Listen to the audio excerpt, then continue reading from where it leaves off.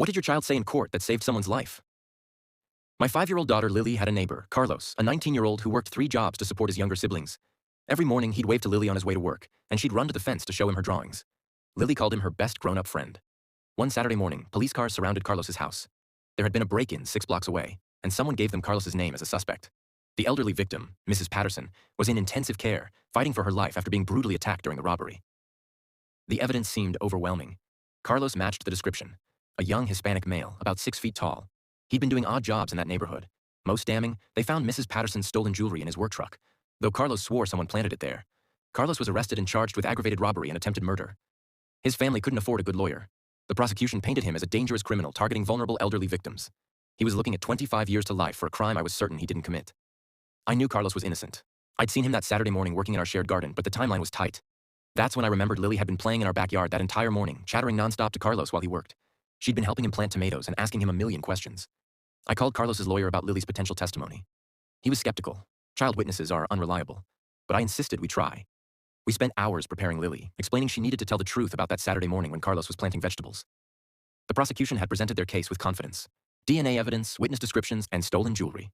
When the defense called Lily to the stand, the courtroom went silent as this tiny girl walked up to the witness box. The judge adjusted the microphone down to her level. "Lily," the lawyer began gently, "do you remember Saturday morning when Carlos was working in your garden?" She nodded seriously. "We were planting the tomato babies," she said clearly. "Carlos was very careful with them because baby plants can die if you're not gentle. What else do you remember?" She brightened. "Carlos taught me about bugs, and he showed me how his hands were all dirty from the special plant food, and he said he couldn't touch anything clean until we washed them."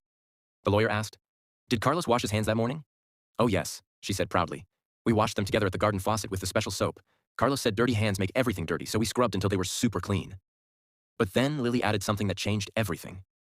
"And Carlos was very sad about his work gloves." The lawyer asked her to explain.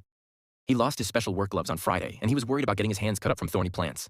He showed me all the scratches on his hands from working without gloves." The prosecutor went pale. The DNA evidence came from blood where the attacker cut himself climbing through a window, but Carlos's hands were already scratched from garden work. Lily wasn't done. And Carlos's truck was making funny noises, so he had to borrow tools from Mr. Johnson to fix it.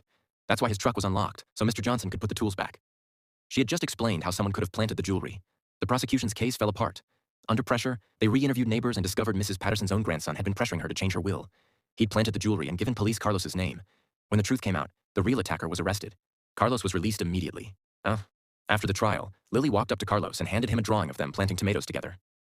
"I told them the truth," she said simply. "You taught me that telling the truth keeps people safe." Carlos graduated from community college and became a social worker, helping wrongfully accused individuals.